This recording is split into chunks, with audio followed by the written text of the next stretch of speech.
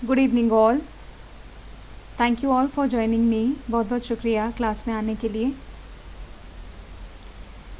Guys, मैं ACF के difficulty level की बात कर रही हूँ पिछले कई सेशन से, और आपके सिलेबस के अकॉर्डिंग मैं छोटे छोटे सेशंस आप तक लाने की कोशिश कर रही हूँ कि ग्रामर में क्या डिफ़िकल्टी लेवल रहेगा। फ्रेजल वर्ब में भी हमने देखा कि फ्रेजल वर्ब आपको याद करनी पड़ेंगी और उसके बाद कैसे आपको सेंटेंसेस में उसको रखना है। आज मैं पार्ट 3 में आपको कुछ ईडियम्स एंड फ्रेजेस पढ़ाऊँगी। ईडियम्स एंड फ्रेजेस को आप थोड़ा सा याद करके चलिएगा, जिससे कि आप अच्छे से आंसर कर पाएँ। ACF में वोकैबलरी का एक बहुत अच्छा और एक बहुत बड़ा सेशन है गाइस, तो इसको आप नेग्लेक्ट मत करिए, अवॉइड मत करिए, इग्नोर मत करिए, इसको आपको 100% पढ़ना चाहिए। तो आज का हमारा टॉपिक है ईडियम्स एंड फ्रेजेस। सबको गुड इवनिंग भाई। इंडिविजुअल अगर मैं किसी का नाम भी नहीं ले पा रही हूँ तो प्लीज़ डोंट माइंड। सबको गुड इवनिंग, शुक्रिया क्लास में आने के लिए। चलिए आज का सेशन शुरू करते हैं गाइस। आप अपनी तरफ से पहले कोशिश कर लीजिए, फिर मुझे तो बताना ही है ना। और आप जानते हैं कि वोकैबलरी पार्ट तब तक हम नहीं आंसर दे सकते हैं, तुक्के में कुछ नहीं जाएगा गाइस। जब तक हमें याद नहीं होगा तब तक हम तुक्के में नहीं आंसर कर सकते हैं, right.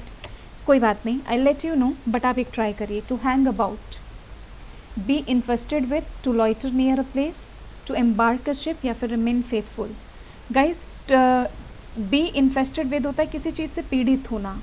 Loiter near a place, इधर उधर घूमते रहना, है ना, आवारा की तरह, मतलब टाल मटोल करना, चीज़ों को अवॉइड करना, इग्नोर करना, टाल मटोल करना, घूमते रहना।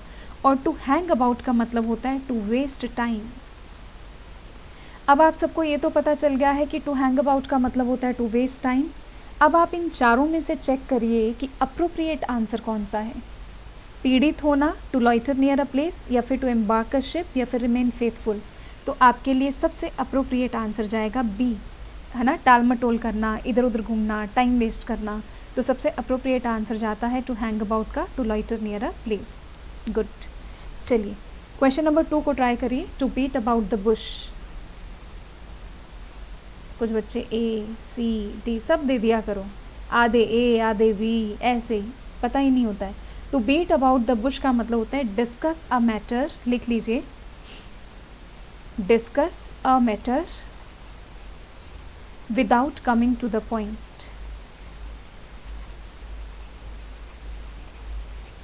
किसी भी एक मैटर को बार बार डिस्कस करते रहना, लेकिन आप किसी मुद्दे पर नहीं आए, किसी पॉइंट पर नहीं आए, किसी कंक्लूजन पर नहीं आए, है ना, किसी कुछ रिजल्ट नहीं निकाला, बस एक ही बात को घुमा फिरा कर कहते रहना।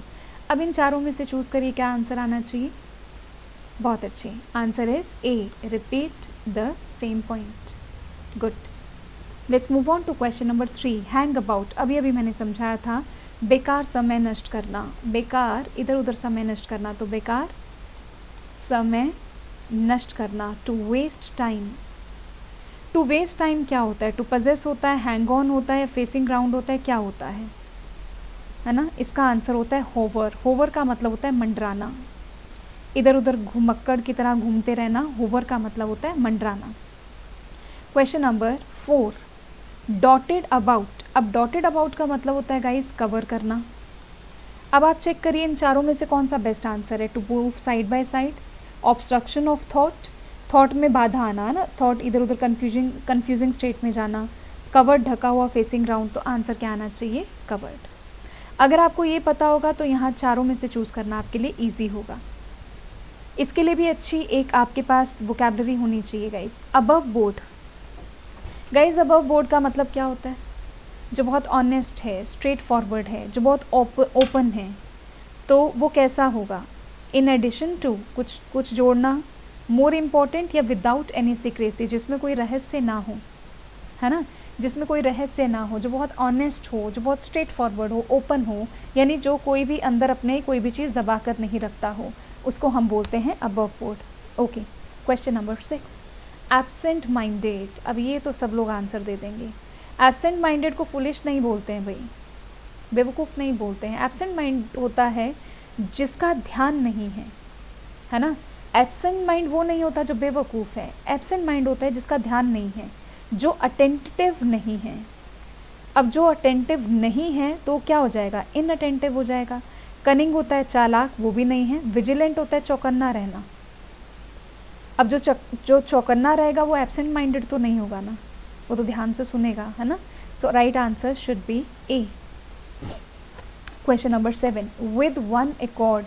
विद वन एकॉर्ड का मतलब होता है सहमति से, है ना, सहमति, इन अ यूनाइटेड वे, इन अ यूनाइटेड वे, एक मत जिसको बोलते हैं, है ना, सबका मत क्या हो, एक जैसा हो, एक मत हो।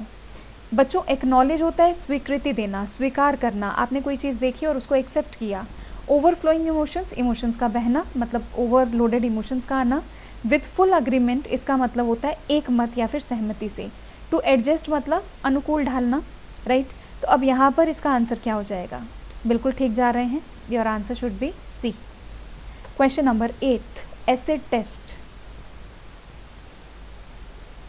एसिड टेस्ट का मतलब होता है गाइज मेन टेस्ट, ना तो ये फॉल्स टेस्ट होता है, ना अनरिलायबल टेस्ट होता है, ना रिटन टेस्ट होता है। This is your main test, is called acid test. Question number 9, acquit a person of a charge. किसी को दोष मुक्त कर देना, किसी पे कोई इल्ज़ाम लगाया और उसको दोष मुक्त करना, उसको हम क्या बोलते हैं, बरी कर देना। हैंग अ पर्सन, फांसी देना।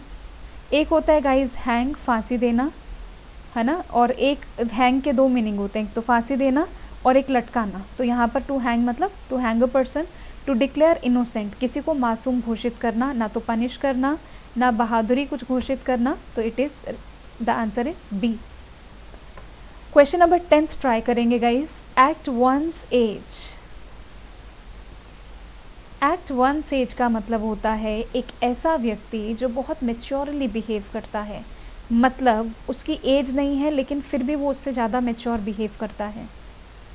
तो क्या आंसर आना चाहिए, अगर मैं लिखना चाहूँ तो इसको मैं लिख सकती हूँ टू बिहेव मेच्योरली। तो मेच्योर पर्सन कैसा होगा, रिस्पॉन्सिबल होगा, समझदार होगा, सूझबूझ से काम लेगा। तो क्या आंसर आना चाहिए, to behave in a responsible manner. तो गाइज़ अगर आपको लगता है कि ईडियम्स एंड फ्रेजेस को हम 2 दिन में लास्ट में कर लेंगे और रट्टा लगा लेंगे, तो पॉसिबल नहीं है।